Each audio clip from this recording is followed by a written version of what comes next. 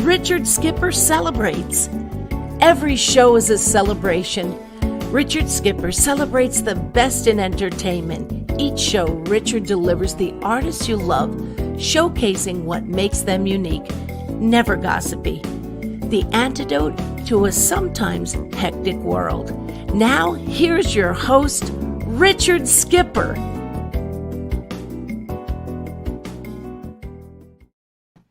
Happy Tuesday, everyone, and welcome to the latest edition of Richard Skipper Celebrates. For those of you who are here for the first time, welcome. My show is all about celebrating life, celebrating art, celebrating artists. What makes a great artist? How do they get from point A to point B and beyond? I'm all about celebrating the process. How does someone get throughout a career? How do they map out a career? And I'm very excited about tonight's guest, Peter Onorati. As I'm looking over your biography, which is on your website, and looking over your career, I'm reminded of a line from the film of All About Eve, when she says, "What a story. Everything but the bloodhounds yapping at a rear end." And I think of your trip to Hollywood and theater and film and everything beyond. No one would have thought that that's the path that you would have gotten on. But there you are. You got there. And before we get there, I want to first of all ask, how are you doing really in the midst of this crazy world that we find ourselves in right now? You know, I'm doing just fine. I think I had an okay situation with COVID. The only thing that bothered me was that I couldn't go to the gym. So I had an old Bowflex machine in my cellar and bought some dumbbells and spent my time down there, but just couldn't wait to get out of there because, you know, the gym for me has always, well, it's evolved to be a meditation of sorts, because when I go there, it's all about, well, let me just say that the gym is the only place I go to in life where my goal is to leave. You know, I sort of only care about what I'm there to do, and so I meditate because I don't think about anything else. But when you're in the cellar and you're worried about you're not doing the right exercises or not the right amount of reps, or what's going to happen? Are you going to get hurt? What was meditation turned into anxiety. And that really was the only a problem for me throughout the COVID situation. Mm-hmm. I have a big yard here in LA that has 20-some fruit trees on it. So, you know, I worked the garden. I dug holes in the yard. My wife says she hopes I get another series or there's going to be concrete all over the backyard.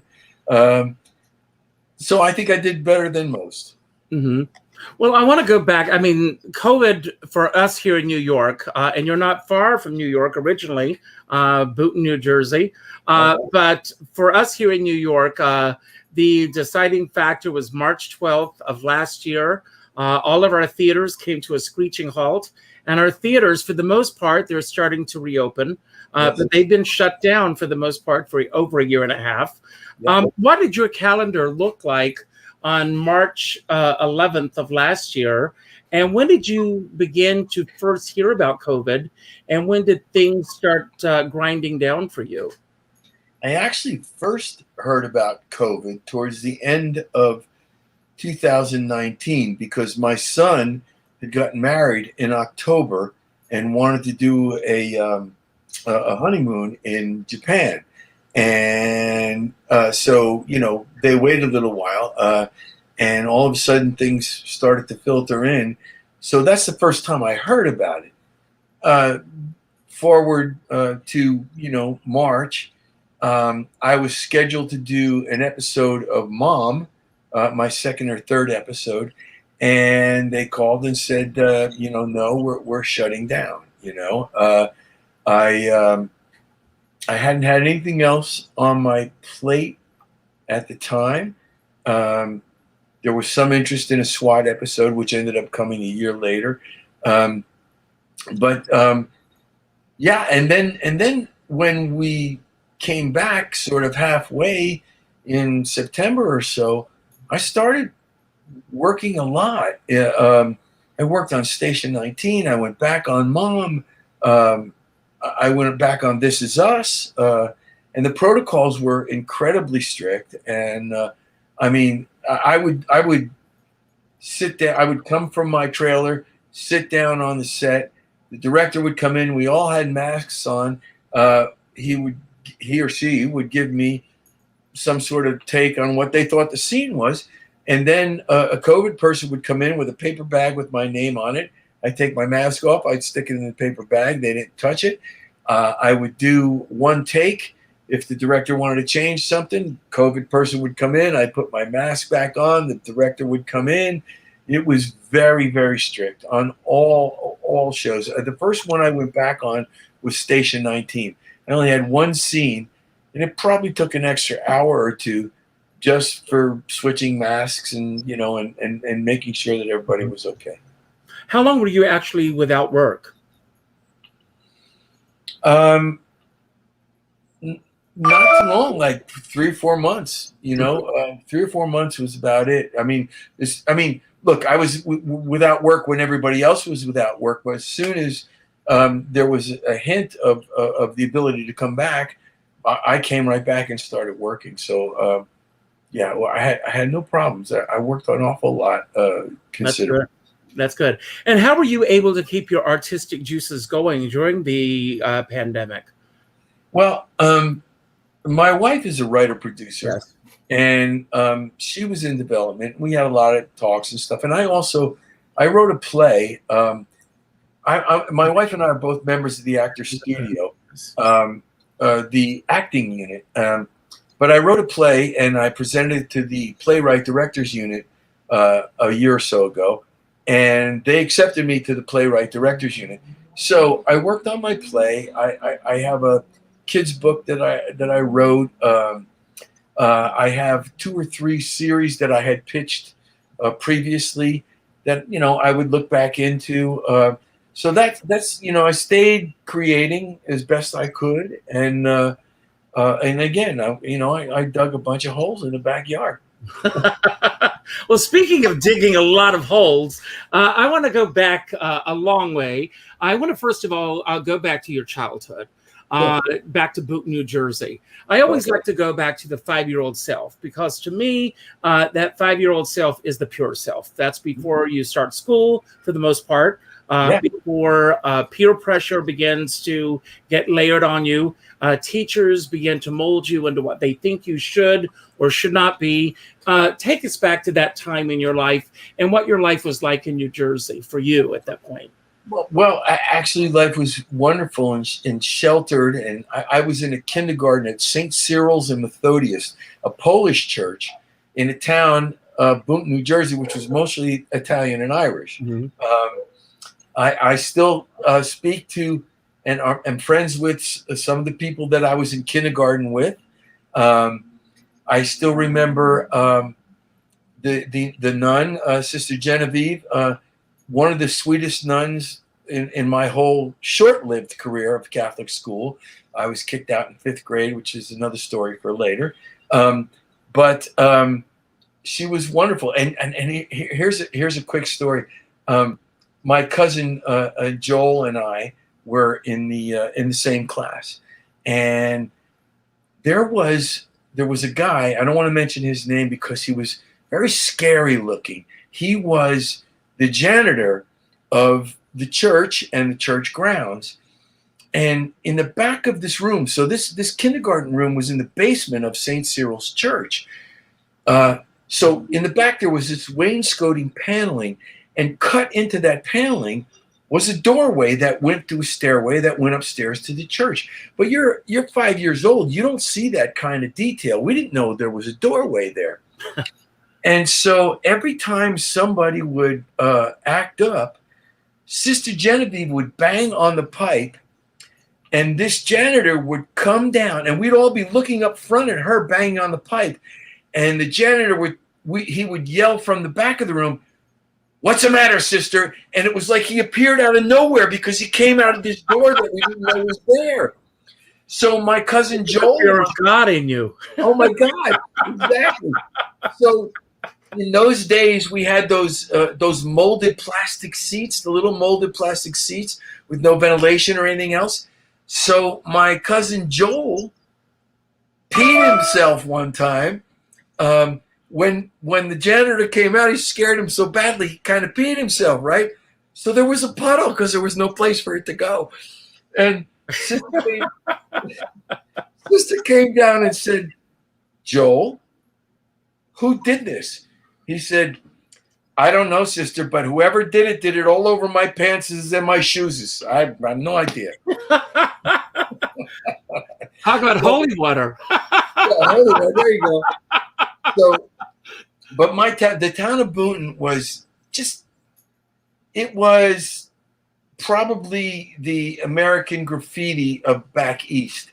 We had a main street that when I got to be a little older, there were some car parades coming down on a Friday night with 67 Impalas with too much power and sucking up too much gas.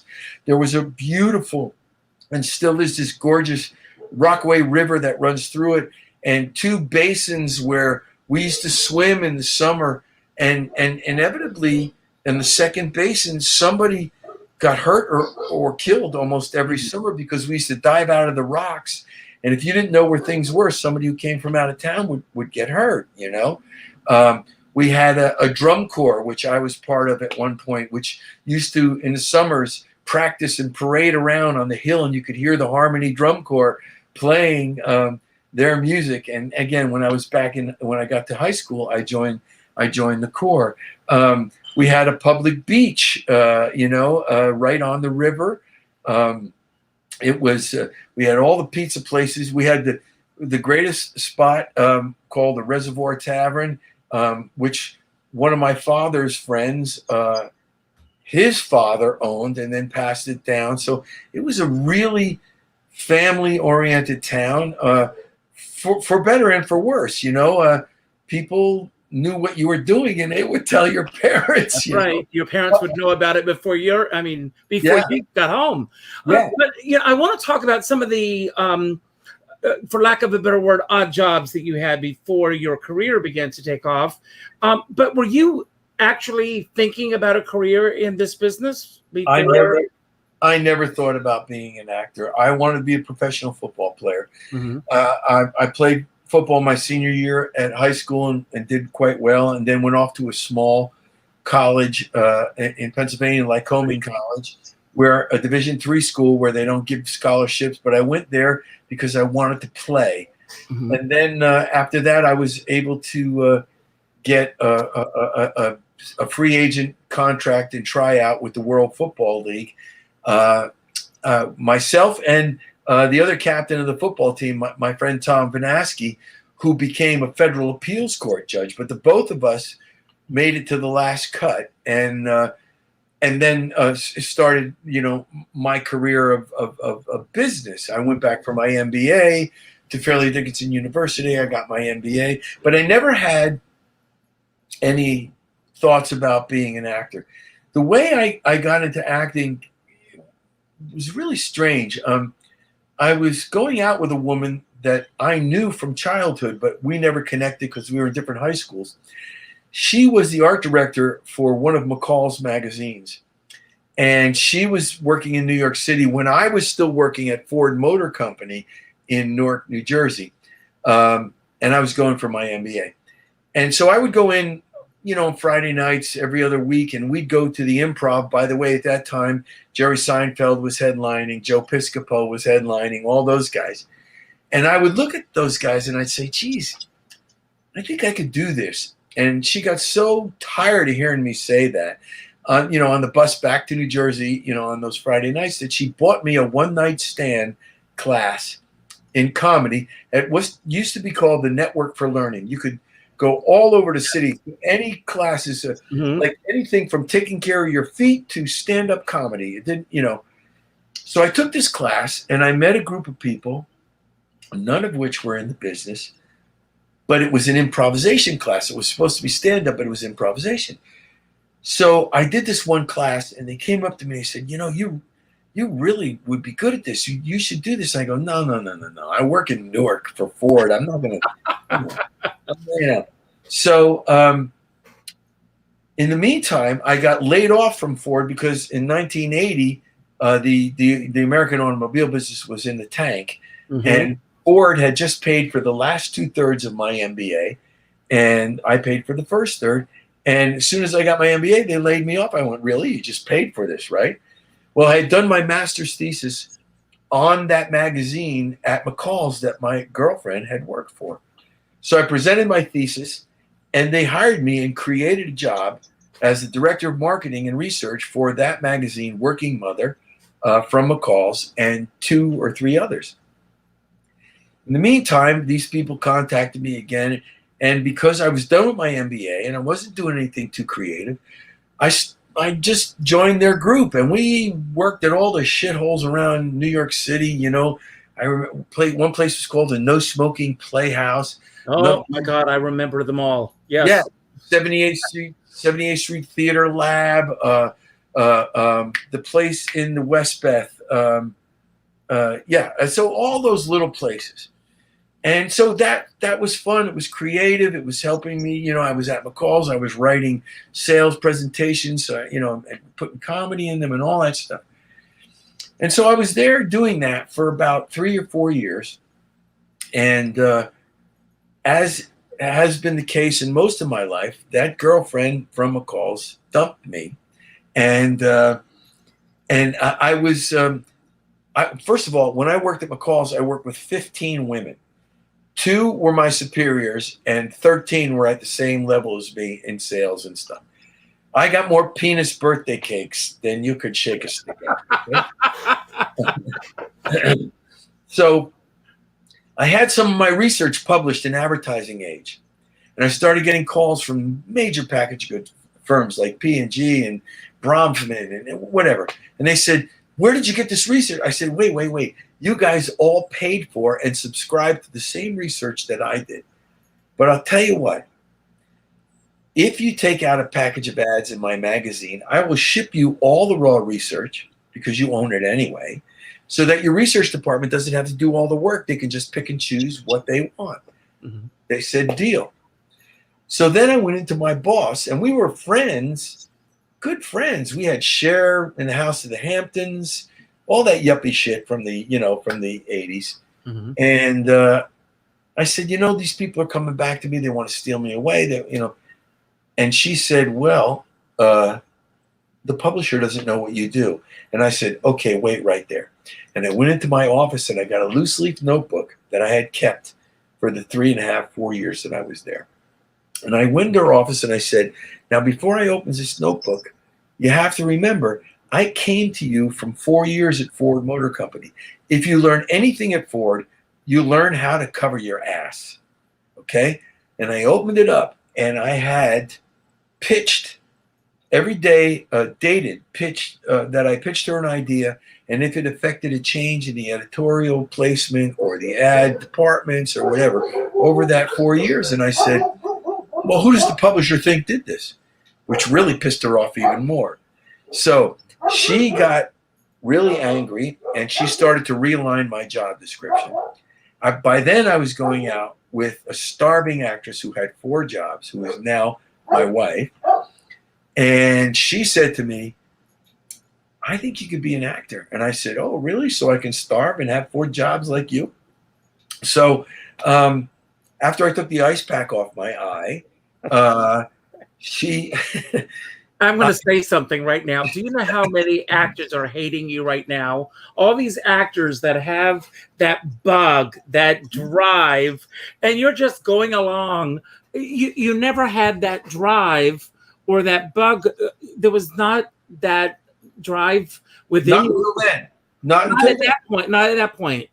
That's what I'm talking about. Or at this point. And when I speak at schools, I've spoken at UCLA, I spoke at Chapman, and when I coach people, I let them know that my journey was different from theirs, and that I think it's great. and you know, my wife said to me something. She said, you know, my wife studied acting.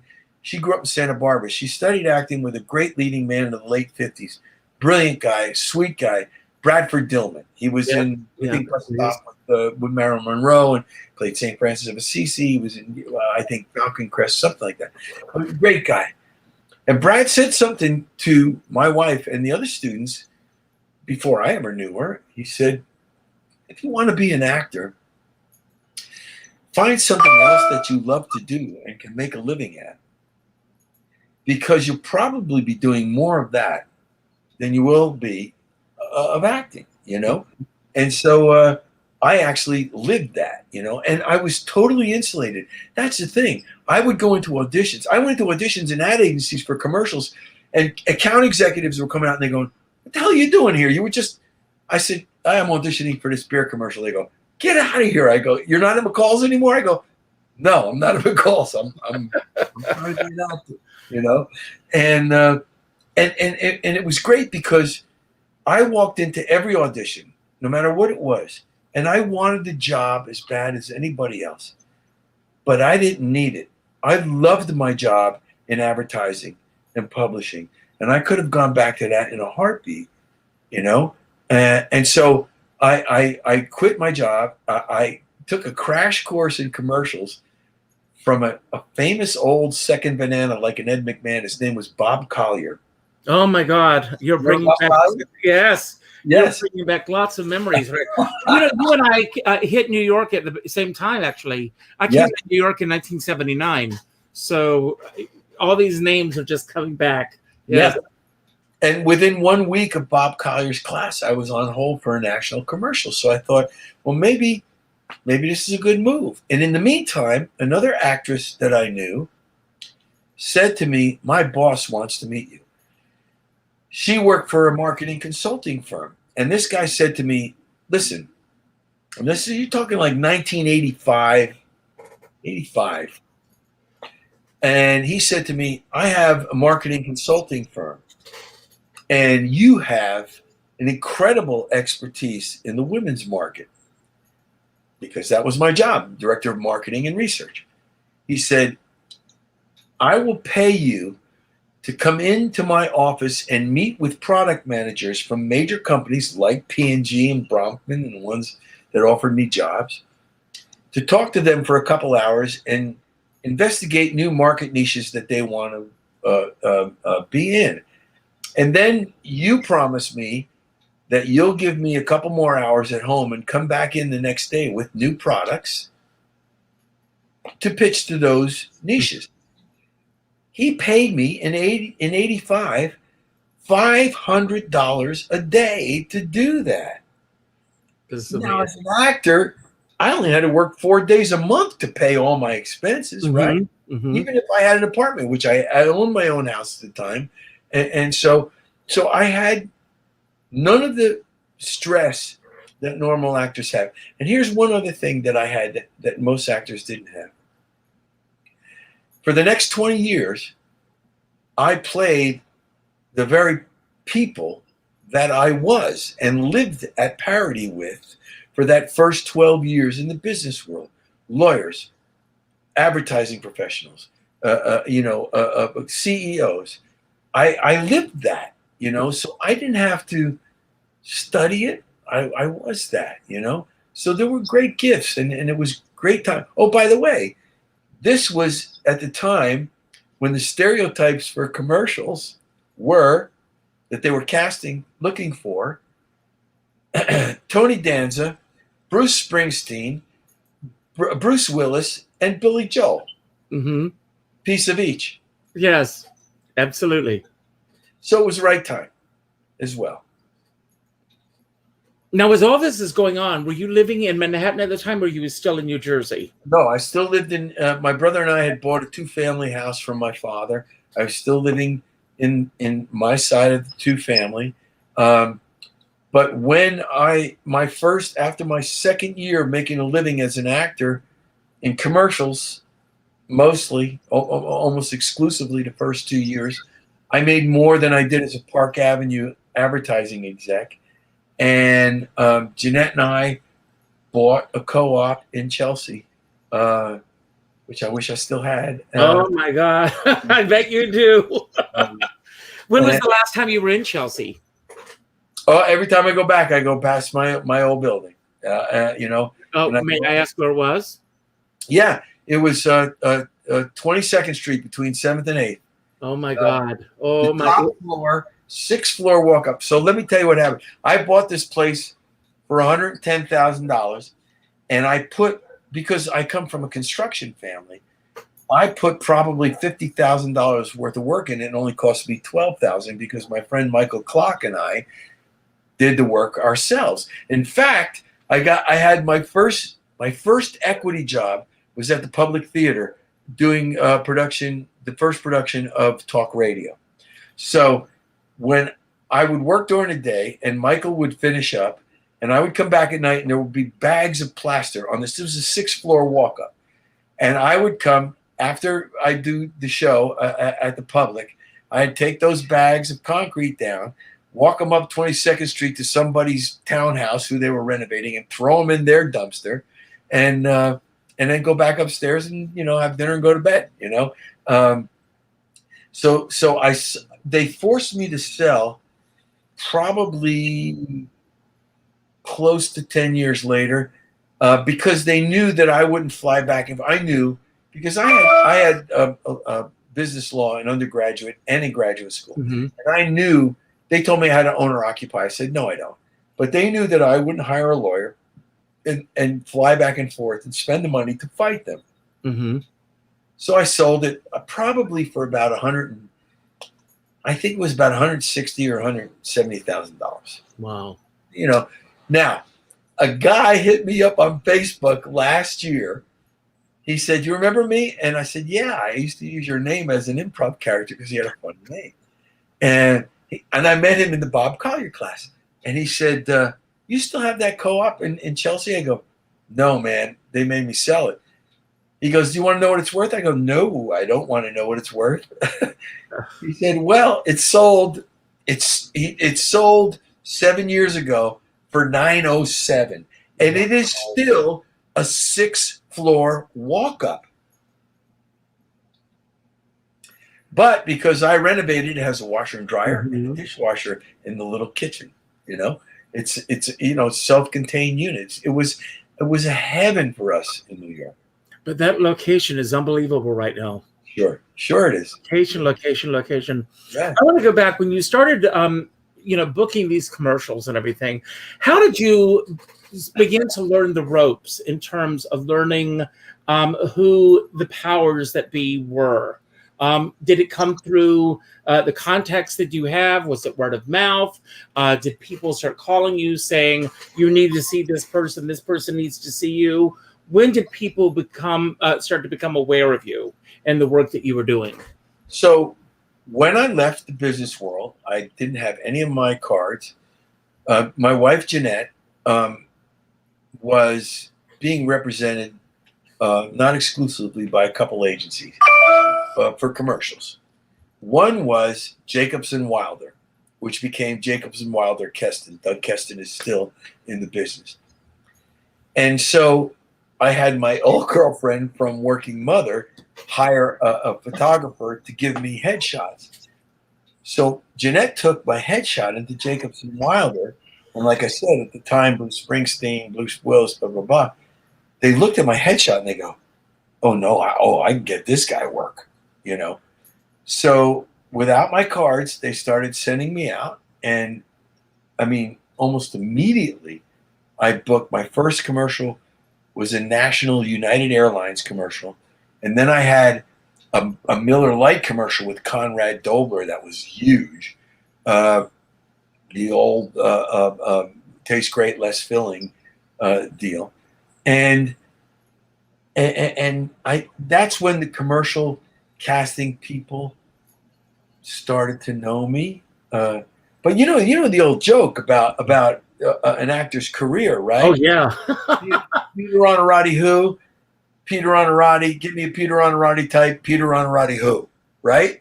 Well, you know Alice Pierce, the comedian. I Yes. just did an interview with a guy who wrote a book about her, and he said that she read in the paper they were looking for an Alice Pierce type, and she went to the audition, and all these actresses are sitting around, and they're going, "We should leave. She's here." And she went in and she auditioned, and she didn't get the job. I know. There was actually a moment in my career out here in LA where they said a young Peter Onorati type, come on, man, yeah, but so that's when people started to become aware. And then when I was at talk radio at the Public, one of the women that was in it, Robin, oh God, how can I forget her? She said to me, my legit agent would love to meet you. And at the time, I was submitting myself through Backstage for little features and things like that. And I had a callback scheduled for something. So I went into a little agency called Bauman Hiller, but they were a pretty powerful agency. At the time, they had Joe Mantegna because they had an office in Chicago or whatever. But they were, these guys were old standards in the business. And there was a woman there who was she's my career wife. Her name is Kay Lieberman. And she and her partner, Lenore Zerman, were there at Bauman Hiller. They were assistants at the time. They now have a managing company. But I walked in because Robin Peterson had suggested that I go in to meet with Kay. And I said, listen, I have this, and this was sort of my business acumen too. I said, I have this callback. If I get the job, will you guys handle the contract for me? So I walked in with business or potential business. And I said to her, and I said this at her birthday, she had a benchmark birthday a couple of years ago. I said to her, do you want me to do a monologue? Do you want me to do something? She goes, oh, honey, you're at the Public Theater. You don't have to do a monologue for me. That helps, a little cachet there. Yeah, and she signed me right away. And I became, she became my agent. And then when we moved out to California, after a few years, her and Lenore Zerman, Lenore's brother, Andy Zerman, was a major casting person in New York. But Lenore and Kay became a management company, and they have Don Cheadle and a few other bigger people.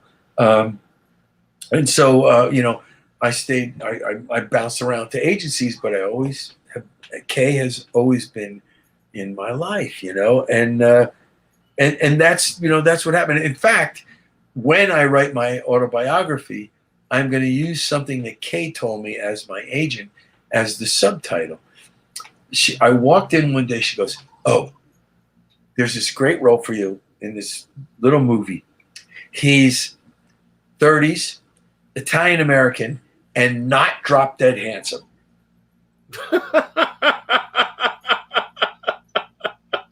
I went, okay, I understand my market. Not drop dead handsome. Yes, yes. And I said, that's my market niche. That's where I'm going to make T-shirts, not drop dead handsome,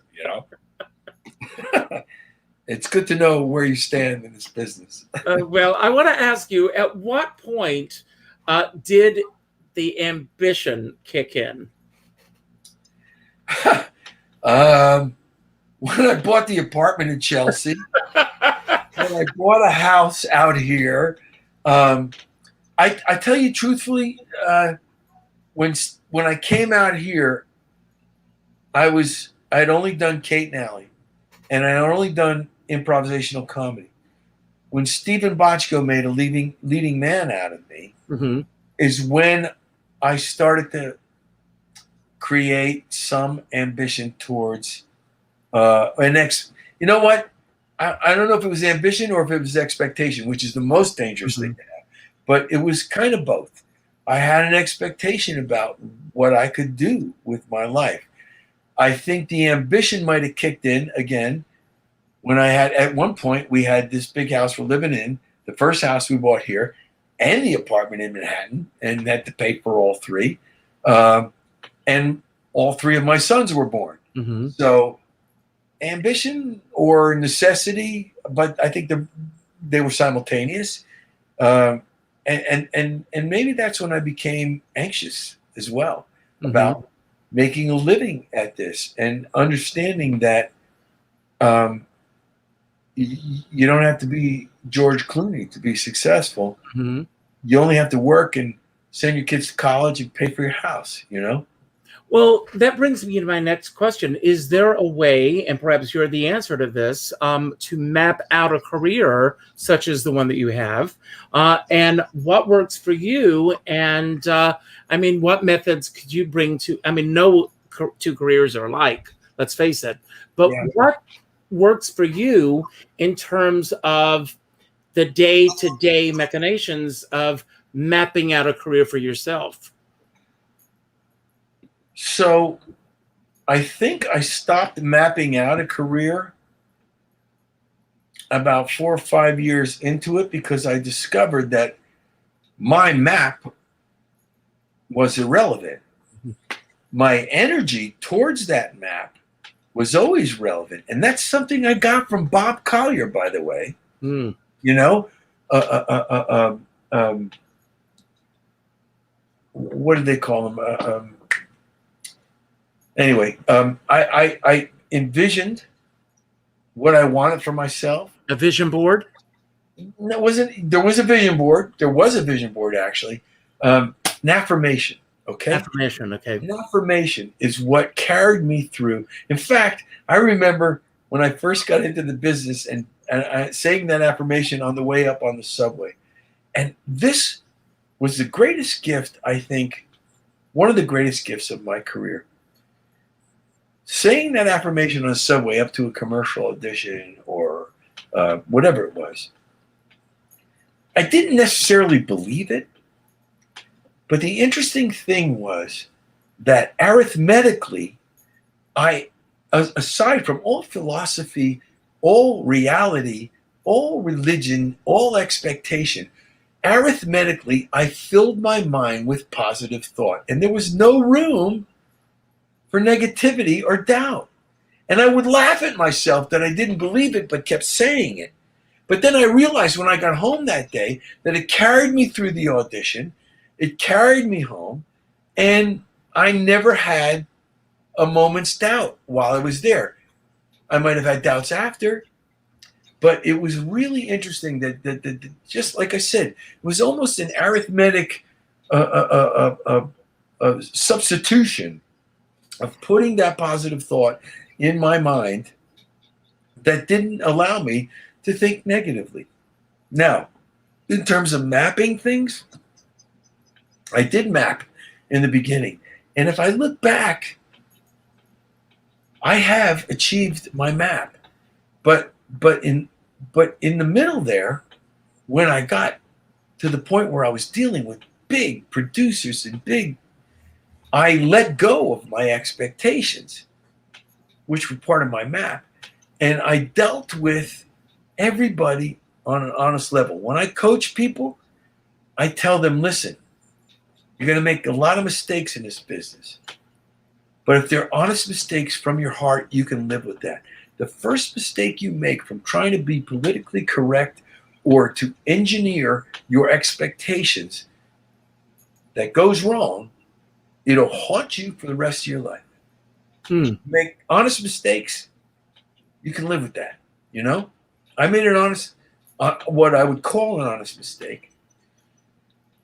Around 1994 or 5, I was offered a show in Canada. My sons were 4 and 2.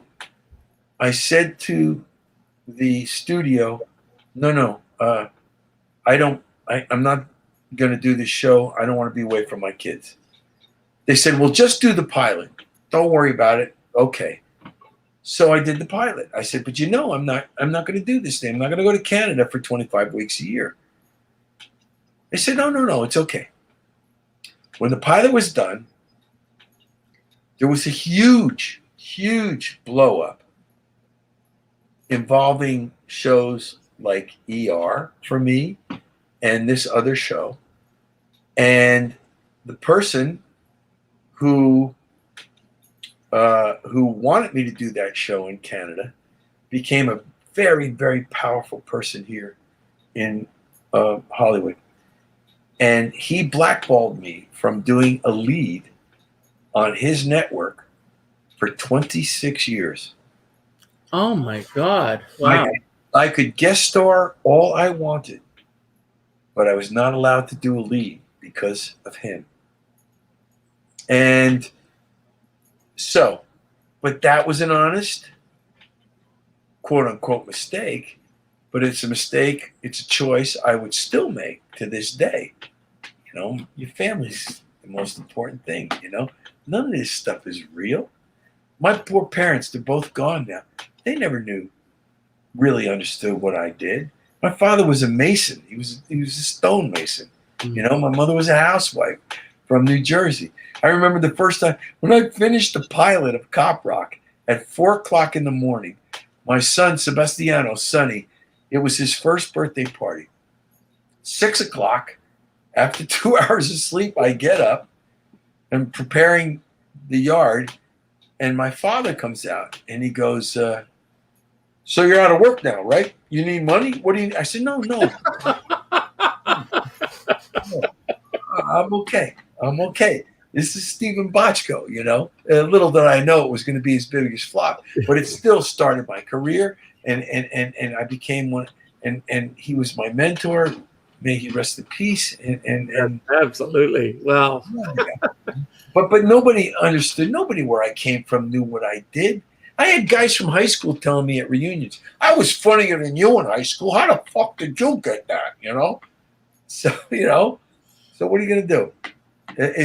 It's a total, it's a different world for sure. But if you maintain who you are, and you know, either you'll find something else that you like as much, like we were talking about before, and can make a living at, or you'll be a success and you'll be honest, you know. And those times when things were not so good, which were very few, I've been very blessed. My wife Jeanette was running a show or writing a show. We always did okay. Mm-hmm.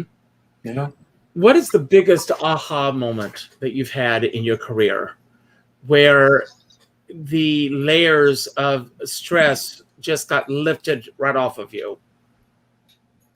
Jeez, it would have to be quite recently. And it wasn't. Maybe it was COVID. You know, I took my pension early so that I could pay some of my kids' college off and not have to go into an audition room on my knees, metaphorically. I think the aha moment in my career was when both of my parents died 4 weeks apart. Wow. And I realized. How long ago was that? My mother died Thanksgiving weekend 2018. My father died January 1st. Oh, God bless them. Yes. Wow. Thank you. And that was the first time that I realized that what I did really did, despite the marketing and the interviews and, you know, the sexiest man on television sort of stuff, that all that stuff, PR, was a job.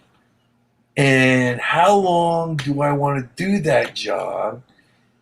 And do I want that house in Italy that my father wanted? And that was my aha moment. Mm-hmm. Now, am I going to work as hard, or am I going to call my agent and say, "No, you know what? I'm not going to audition for this one." Mm-hmm. And then I've had my agents and my managers call me from time to time going, "Oh, no, you're not auditioning for this. If they want to make an offer, they can make an offer." Which is a dangerous thing for young actors. It's a really dangerous thing, because I remember when I was younger in my career, and there were some producers who got really pissed off at me because my representation, my managers and agents said something. It wasn't. This was the context, but not the words. No, he's too big to audition for that. And I said, no, I'm an actor. That's part of my job. I audition. I almost lost a major contract in Atlantic City Yeah. on those very terms because of that. Yes. And I said, don't ever do that. Come to me first. Don't ever say anything, Mhm. And now I'm at the point where I will decide not to take something, maybe because just the timing of it, the work is too small to interrupt I'm digging holes in my backyard trying to get the sprinklers right so that my son can get married here on October 9th. Those are the things that are important to me. I think that's going to be the title of your book instead of the other title, Digging Holes in My Backyard. There you go. You mentioned earlier this blacklist, being blackballed in the industry. And last night I was talking to Mark Sotkin, and a similar thing happened to him. It didn't last as long as what you went through. Going through something like this in this industry, first of all, are you aware of it when you're going through it? How do you find out about it? And I was. You were. You have a two-part question? Yeah, and how do you get through something like this in this industry when you know that those boundaries are put on you? You want to get through it. You just want to be the best you can possibly be in this industry, right. And yet you've got this pressure put on you. How do you get through something like that? So, first of all, for me, I could still always go back to my MBA, go back to New York and be an admin. But I did know because my now manager, then agent, said, this is the word that they put out on you at this particular network. It was only that one network and that one person. And then after having told that story to some pretty major actors, somebody like Jason Gedrick, who's a friend of mine. Excuse me for interrupting, but when that's going through a network, does that trickle through the rest of the industry as well? No. Is it okay? No, and only because this particular person was considered in the rest of the industry to be nasty and crazy, and that, In fact, I had lunch with Bochco and I told him the story surrounding this. And I said, you don't think a guy that big would spend his energy to screw somebody like me? He said, oh, yes, he would. He's a nasty guy. And this is Bochco, one of the most powerful people in Hollywood, telling me that he did it to him. And he did, and like I said, Jason Gedrick, and there was a few. So I knew, I didn't take it personally. I knew it was, and that's one thing that's great about this business. If you can make this little flip, it's good for auditioning. It's good for getting a part or not getting a part. If you realize it's not personal, there's something else going on. You go into an audition, you execute your choices, you do the best you can do. If the job is right for you, you're going to get it. If it's not, for whatever reason, you're not going to get it, And that has been my solace. Sometimes. There have been other times when I look at somebody that I've gone up against who gets this great job, and I say, wait a minute. I didn't even get in the room against that guy. That's all I want. Just get me in the room. You want to turn me down? Fine. But that's my old Jersey Guinea combative, competitive side. But the truth of the matter is, and when I'm coaching people too, I tell them this. I said, listen, a great audition is where you go in and you execute your choices. Whether you get the job or not has no bearing on whether or not you did a good audition. It's, I've had guys, especially me, I've had guys look at me and I know they're seeing a guy that beat them up in high school and they're not going to hire me, unless the job is for a hitman to beat somebody up, So it's not personal. Or the guy that his wife left him for, or, it happens, Yeah. And so that's the only way I negotiated this particular instance and the rest of the business. And it goes back to what I said before. If everything you do comes from your honest heart in this business, it may end up being a mistake, but you can live with it. And I could live with it, and my wife would pick up the slack when we needed it, and so we've had a successful partnership in that way. I've only had one regret my whole career in auditioning, and that had to do with another crazy person, which I will name, Quentin Tarantino. Oh. Okay, I did an audition for him for a movie, and here's the thing: one of his producers at the time, I knew from New York. We had taken an acting class together, and then the other producer was the acting teacher from that class, or was involved with this. And I was supposed to read with Harvey Keitel, and he read me. Quentin read me, and I was doing my audition. He was right in my face, screaming, and I wish. It's the only regret.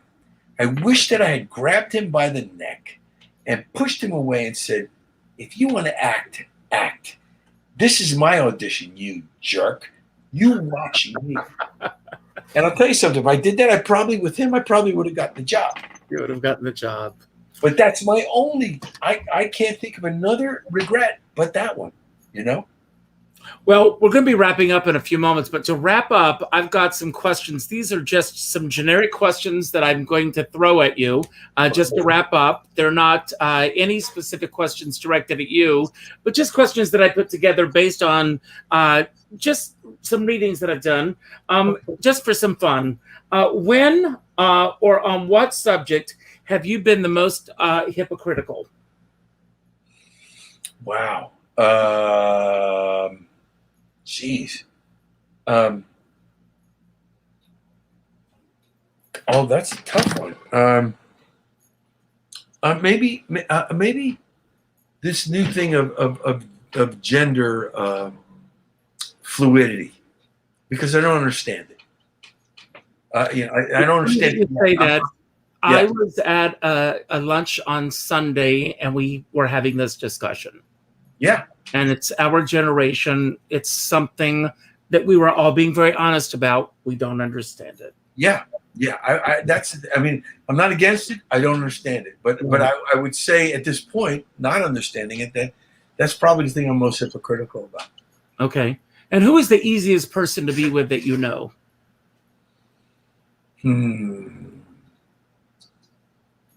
Oh, the easiest person is also the hardest person, my wife. Great answer. What is the biggest self-doubt that you have? That truthfully, that I am handsome. You've been on the cover of Playgirl magazine.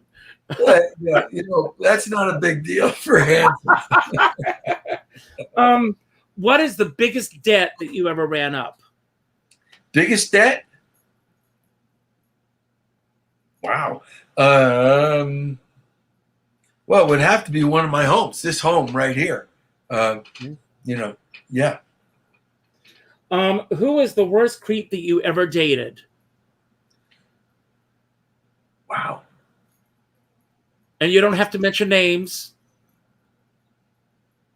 Oh man. I don't have that experience. Let me see. Good for you. Good for you. That's a good answer. Yeah. What is the biggest regret of your life so far?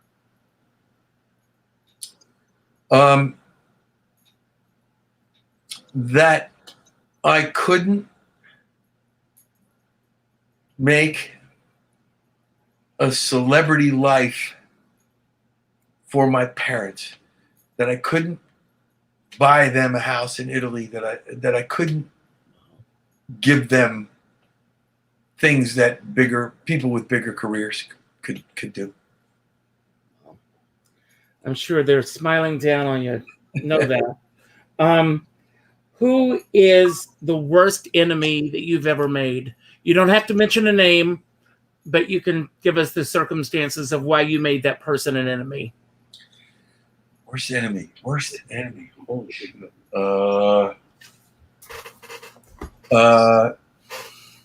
Well, I'm not sure I would call them an enemy, but recently, a 20-some year friendship was broken up over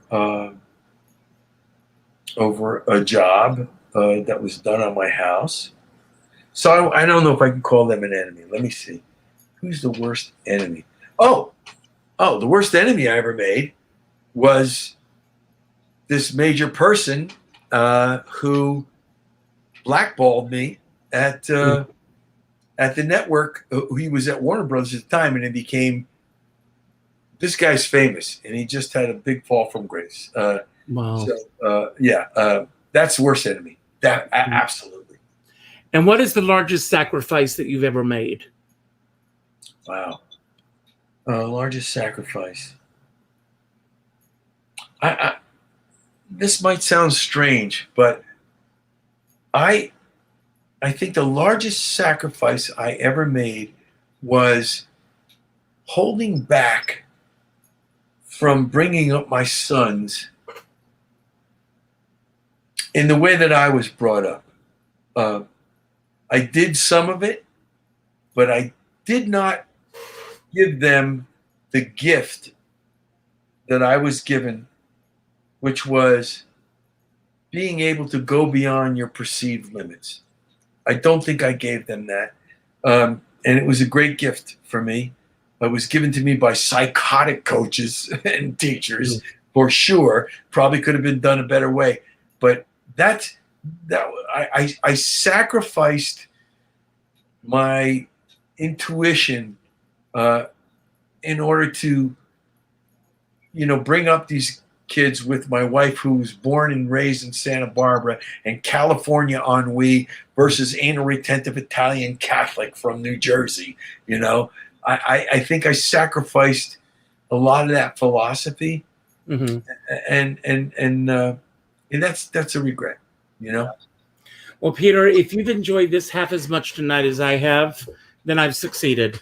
I thank you for being here tonight. Sit still for just a moment. I want to thank everyone for being here tonight. If you enjoyed tonight's show, please consider subscribing to Richard Skipper Celebrates here on YouTube. As I said at the beginning of my show is all about celebrating. It's about celebrating artists from all walks of life. Not only Peter tonight, but check out the people that I've already celebrated on this show and the people that are coming up on future broadcasts. Subscribe to the channel. If you enjoyed tonight's show, I hope you did. Please hit the like button, leave a comment on YouTube, and tell your friends. It's all about building an audience. I also end every show by telling everyone to go out and do something nice for somebody else without expecting anything in return. Go to your Facebook friends list, and the 8th name that pops up, reach out with a phone call. Not an email message, not a text message, not a private inbox message, but a phone call. And let that person know what they mean in your life. As my dear friend David Friedman says, we're all in this together, but we're not in the same boat. And you never know what someone's going through right now. Reach out with a phone call. And I always say, if you're going to go out on a boat, make sure that you bring a skipper along. Now, I'm actually going to leave the screen, Peter. I'm going to give you the final word. Okay. Anything that you want to say about anything that we talked about tonight that you want to build upon? Anything that we didn't talk about that you wish that we had? Or just any message that you want to put out to anyone who's watching right now? I thank you for the gifts that you've given to the world and that you're going to continue to give. Thank you for being here tonight. It means a lot. And have a wonderful evening. Thank you. All right, here goes. With your family, in your career, in your life, just do good. It will come back to you. It may not come back to you in the time you expect, but it will come back to you. God bless you.